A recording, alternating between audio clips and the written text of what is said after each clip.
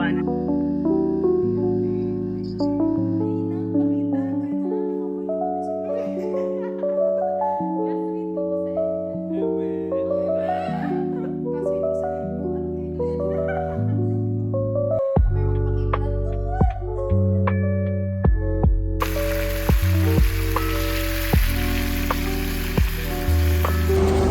Basta pa kasama ng ugali niya sa Mayoko na.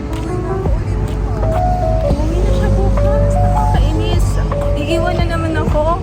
Parang graduation ko. Pero wag ka magbabanggit sa akin ng graduation. Parang sumasama pakiramdam ko. Joke lang. Dapat kasi kasabay ka sila graduation. Dapat yung graduation mo. Isang celebration na lang. Pinadelay ako.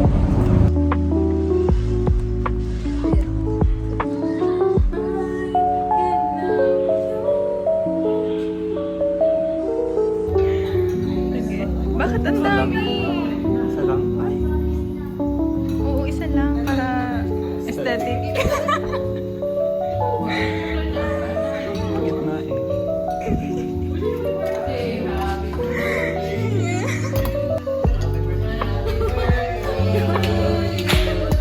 Happy birthday, happy birthday.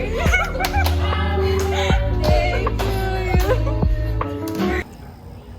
Hi. We're going to my house because I have to get some stuff I need for my apartment, and my friend will be accompanying me, but he's there pa sa San Agustin. I'm going there because nakakaya naman sa akin pabalik-balik, so gotta go there.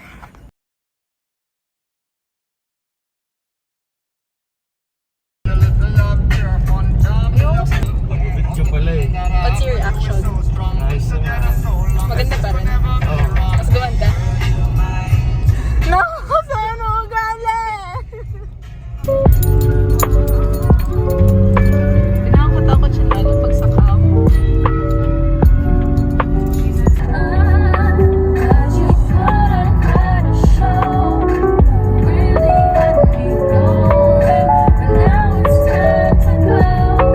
Hala, ang cute ko. Pero actually, gusto ko naman talagang long hair ko. Sadya lang na ang hassle na lang for me kapag nag-go-work ako tapos ayun, nawala na yung video ko.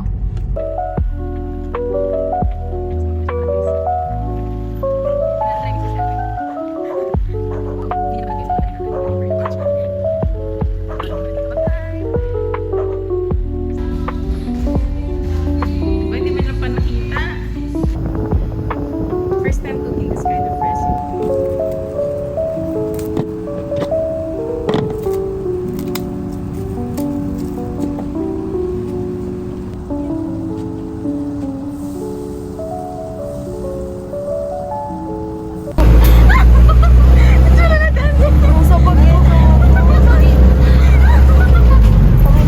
Kuya yan. Wow, galing mo naman! Ako pa si Tichi. Ilagay mo nga ang cellphone ni Carlos. Kita yun. Galing sumuot.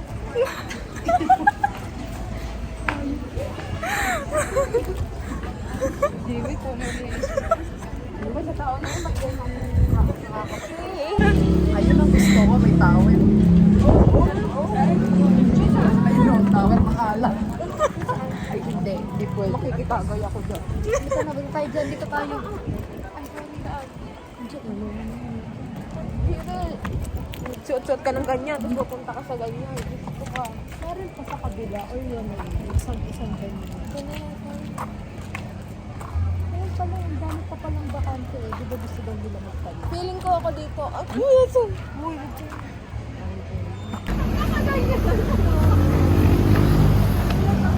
Taas naman! Ay, matanda na ako eh. Wala ba escalator? Oh yan, alam yung hirap ko every time na... Ako hirap ako.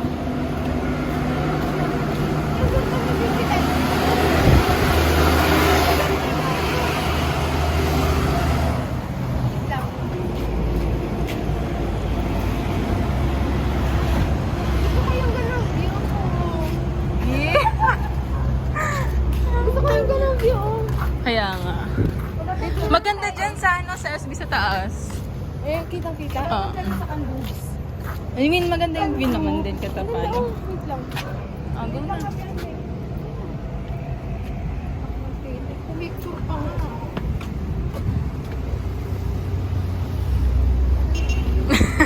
Para si ate pa.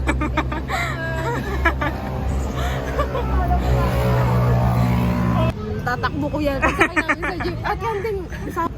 Ito kami. Magasta lang tayo. Ito kami guys.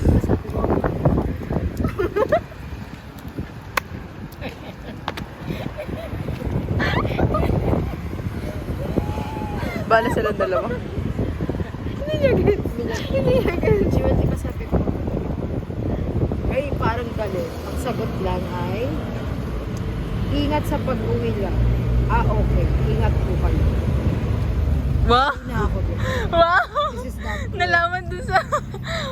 This is not Nakasag good. imagine. Try ko nga sa akin. Ang sagot ko kasi, kaka-out ko lang lang. May pupuntahan kami mga ka-work ko. Kainan lang. Kumain ka na. Kainan kasi sabi mo. Tapos tinatanong ko, magkano yung brand ng lubricant na gagamit? Sabi din sa akin, uwi ka na lang. Yun lang yung sagot ko.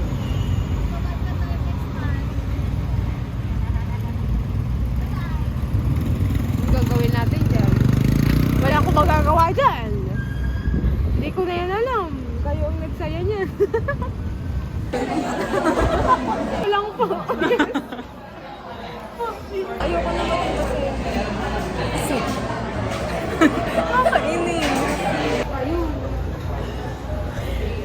Gulat ka ba? Tapos iba magulat ko. Wow! Wow! Ang ganda ng gulat mo ha! Pati ako na siya. Magulatin ko ba? So, ayun, I'm not so sure. Kakauwi ko lang actually. Like, nag-zero lang ako and all. So, medyo pagod. But, I'm not so sure if like, I'll posted or I'll add it to my clips, my video kanina. Kasi, medyo hingal din ako doon and pagod. And not so sure if like, totally clear yung mga sinabi ko kanina. But yeah, we had sige, share ko na yung recollection ko kanina. But, I had a bonding with my workmates. Like, all of us are girls. Tatlo lang kami. And yun, like, at first, I was really against it.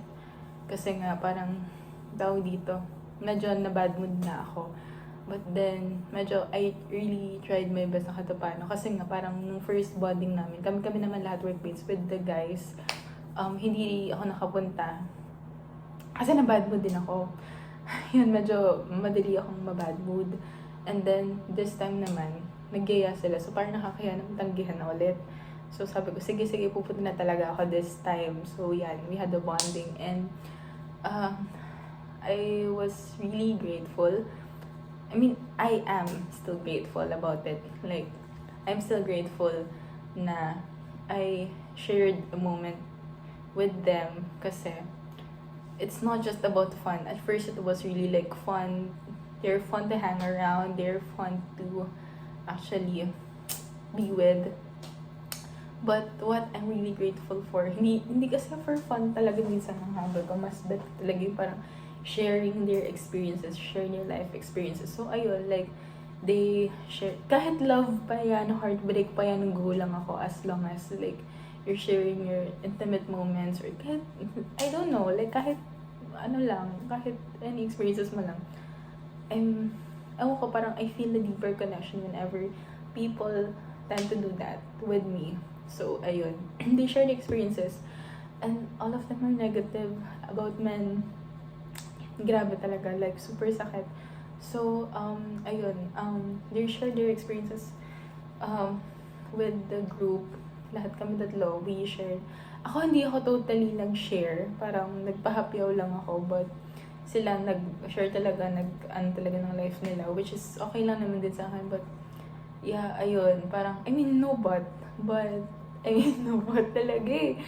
Ayun. But, really, it was really great to have those moments with the people around you. Kaya nga may times na parang nung una, parang hindi ko bet. But, parang dun ako nare-remind na to meet several people, to actually talk to them, to have a deeper connection with them. Like as a friends like that's how I celebrate, I guess, my individuality, that I don't really have to depend on the people around me. Like I don't really have to depend on them, that I have my own personal matters, and each one of us has our own personal matters to actually tend to. That's why to focus. That's why ayun, parang every time that I realize that, every time I am reminded of those things, kapag may mga naririnig akong experiences from other people, and that I learn from them, I learn from their experiences. Not really learn na like, hala, di ko ito gagawin, but more of like, I learn to get to know more about them, that people are not just like their shell na, syempre, nung may ka-work, minsan talaga ako na minsan na off ako sa kanila, but like, it's not really just about that, their personality. It's more of like, mas deeper pa sila dun sa mga sinishare nila. So, unless na hindi ka nakakapag-bond sa kanila, unless na hindi pa nila nishare mga experiences nila, you don't really have that connection doon sa kanila na ganon. So, I guess, it's much more of that. And, that's why I really like bonding na, yun, sharing experiences. Because I tend to get to know more about people, their past experiences, and I learn from it, I grow from it, I grow from it na, in a way na, I tend to be more careful on what I do around them. So I get to like, this person is more of what she is right now. Hindi lang parang compilation siya ng mga past experiences niya.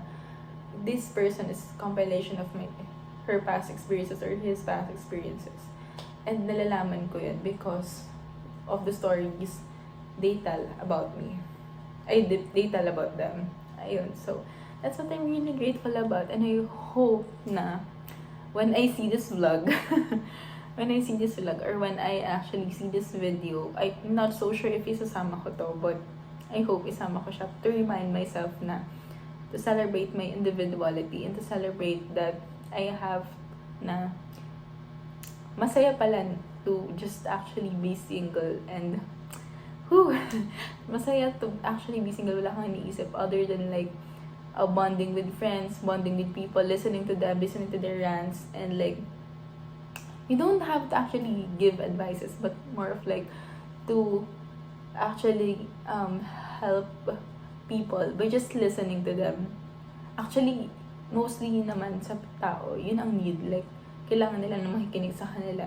Because I think, basta may mga nabasa akong libro, and I think na mas experiences ko din, most of the people know what they need to do. It's just that they need someone to be beside them when they experience those things. Ayun. So, oh my God, thank you. I guess I'm super grateful right now for the experience. And I have to rest na rin kasi I'm super pagod na from my duty.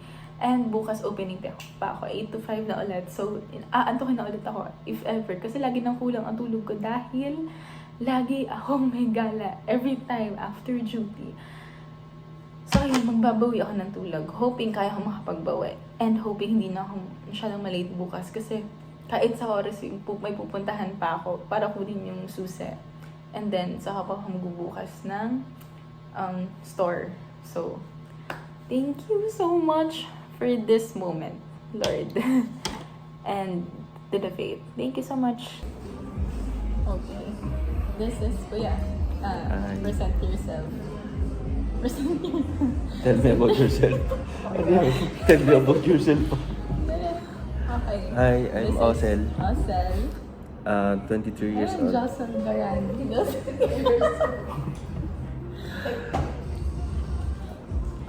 You've been in a relationship with like how many years?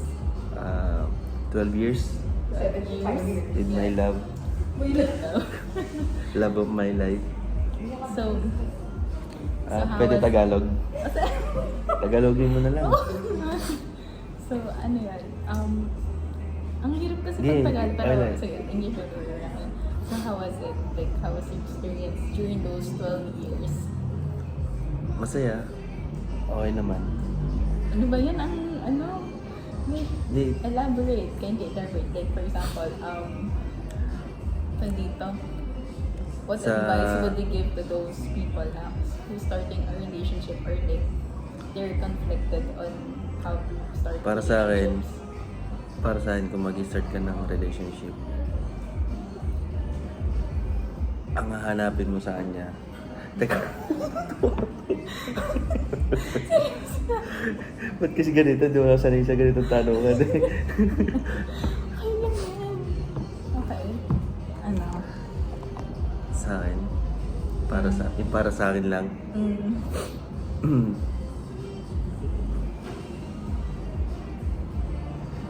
Tingin. Like, kunyari, yung mga, takot mag-start ng relationships or takot na, like, mag-commit. Hindi, sige, ganito. What advice would you give to them? Ang masasabi ko lang, sa panahon kasi natin ngayon, medyo pangit magrelasyon kasi easy to get mga babae. Di tulad nung kami, ang hirap kasi dadaan pa sa ligaw, ganan. Siguro mag-start ka ng relation, kilalanin mo muna ng maigi yung tao. Pero kung magjojowa ka naman, dapat yung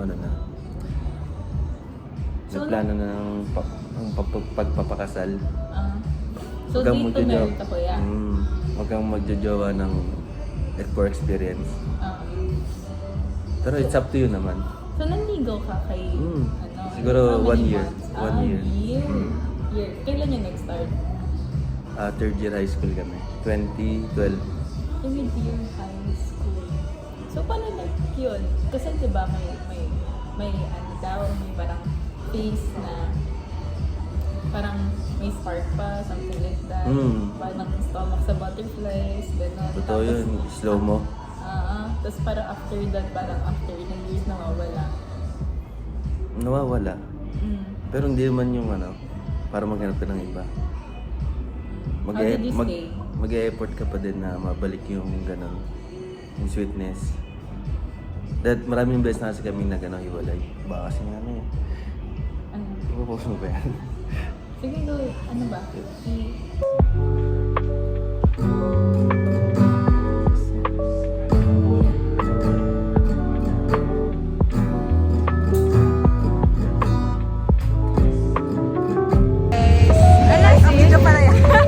We're currently waiting for LA to reply.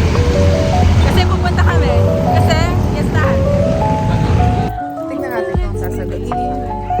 Sponty na gala with them. Mga boomers. Nagsama-sama boomers.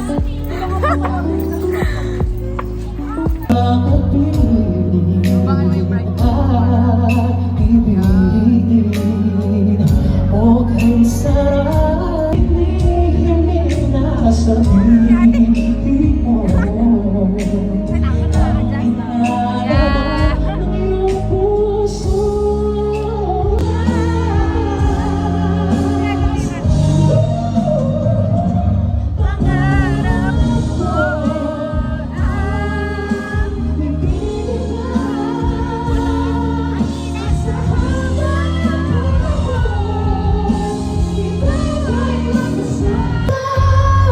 Ngunit ang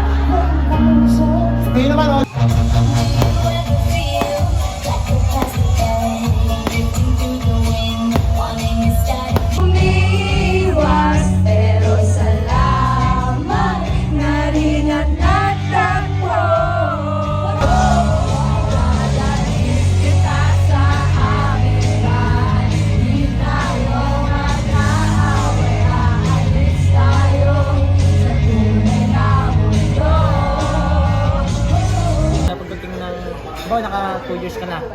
2 years na. 2 years. Di ba? Tsaka doon ka pala magkakaroon ng field na doon ka pala Guys, so ayun, dumating na sila. Ang gawa. Ang pogi ni Jericho. Patawasis na ka pa ng buhok. Dominsu! Dominsu! What's up, guys? Ano ininom niya? Punta doon sa Kalpon. Saan niya tayo pupunta? Saan tayo pupunta? Pares. Kay Diwata. Punta po kami sa Diwata Pares. Ang pangit mo naman mag-vlog, di naman kita yung tao. Dapat nga ganito yan eh. Oh. Oh, yan, yung engineer. Yeah! Say hi muna! Engineer eh! Ito ako mga ka. Oh. Papakita. Diego, tingnan niyo sa unahan. Ha? Beatrice lang. Siyempre kakalampag naman yan. Nung nabili ka 1 year na, kasi kaka-expire lang ng warranty na kita mo. 1 year na siya.